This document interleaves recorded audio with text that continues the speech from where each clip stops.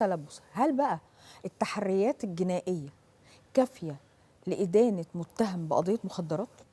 كثيرا من الناس يقتنعون بأن التحريات تعد أو أن التحري هو دليل قاطع على ارتكاب الجريمة، وأن مجرد تردد اسم المتهم في شأن محضر تحريات كفيل بإدانته في جريمة معينة.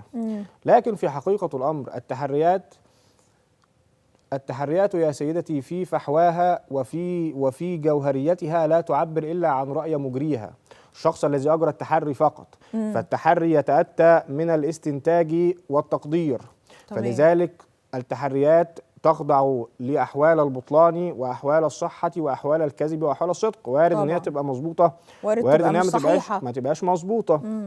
كل هذا الأمر يطرح أمام المحكمة فتقرر، فللمحكمة لها حق تقدير محضر التحري، فلها أن تأخذ من محضر التحري ولها أن تطرح منه ما تشاء. هذا في شأن التحري. التحريات في مكنونها لربما تكون سببا مباشرا للبراءة. يعني هو الدارج ان التحريات قالت فلان ده بيتاجر في المواد المخدرة او فلان ده بيرتكب الجريمة المعينة يبقى بيعملها. لكن هو على النقيض على الجانب الاخر ممكن تكون سببا في البراءة اذا فقدت جوهريتها في شأن. مثلا لو ان التحري جاء بامور مخالفة للادلة الموجودة بالاوراق، لو ان التحري خالف او جاء مفتقدا لجوهرية التحري نفسه، لعناصر مهمة في شأن التحريات، لعناصر مهمة في شأن توصيف المتهم نفسه.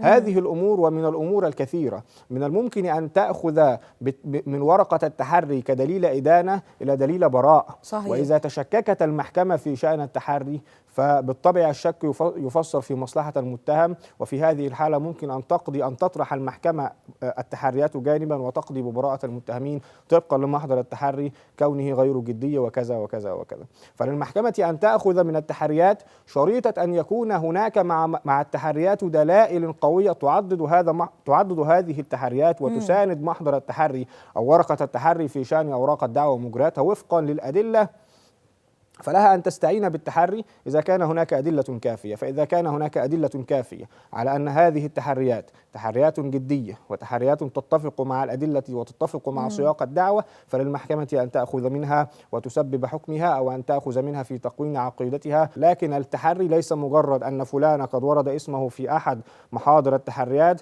فده معناه أنه هو فعلا مرتكب الجريمة وأنه هو الأدلة ثابتة عليه. والتحريات لوحدها لا تعتبر دليلا على الإطلاق. طيب